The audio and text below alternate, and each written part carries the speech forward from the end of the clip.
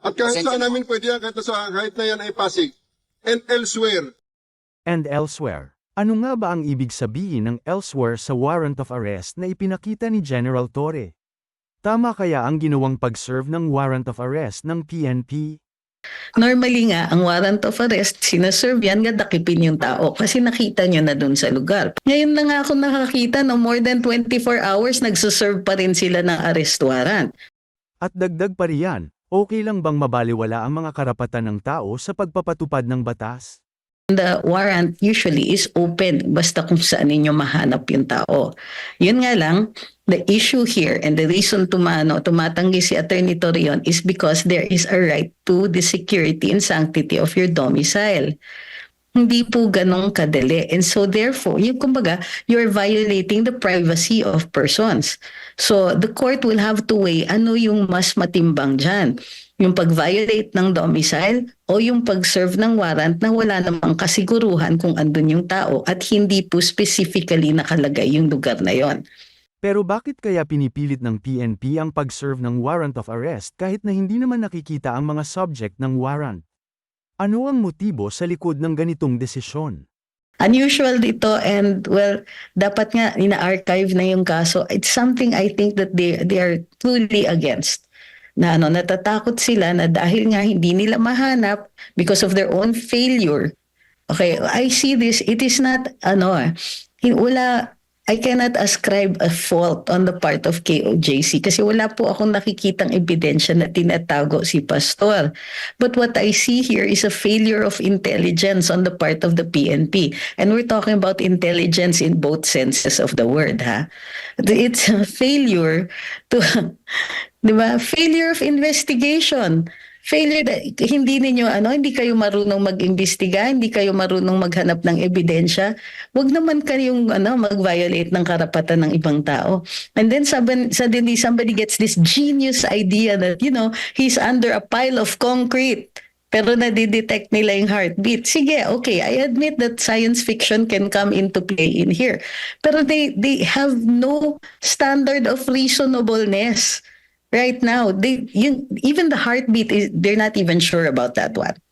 Anong standard ba ang sinusunod ng PNP sa pagpapatupad ng batas? Paano nila binabalansi ang mga karapatan ng mga taong apektado sa ilalim ng kanilang operasyon?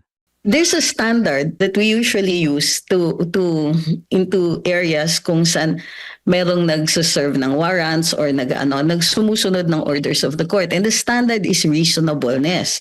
Reasonable po pa ba to? May basihan po ba sila dito? Now, meron pa silang sinasabi na may gigibain sila. Okay, sige, maggiba sila. But after maggiba sila, who will be accountable for the damage? Kung walang mahanap, pananagutan ba nila yung pagsisira nila? Pananagutan ba nila yung gulo na inimpose nila? What about the effect of the people? What about the people whose domicile, who live in these places? Sino po ang mananagot sa danyo sa kanila?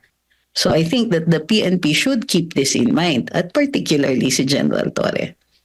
Mahalagang itanong, ang normal na proseso ba ay nasusunod dito?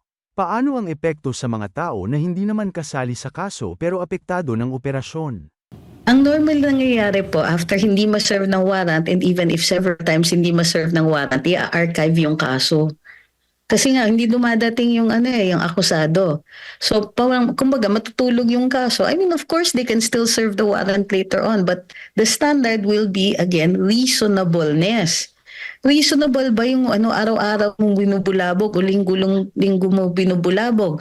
Yung nakabantay kayo dun sa labas na under siege ang isang buong compound with several families living there. Hindi po yung akusado o hindi po yung subject ng mga warrant ang nakatira dun sa loob. These are other people. What about their rights? Anong mali? Tila merong hindi tumutugma sa standard of reasonableness ng PNP at nagkakaroon na ng overkill sa pagpapatupad ng batas. Ang kasi nakikita natin dito is the PNP is treating the members of the KOJC like they are enemies of the state. Hindi naman po ganun. And that's what you call unwarranted. Ano yung basis niya? Natratuhin sila ng ganun.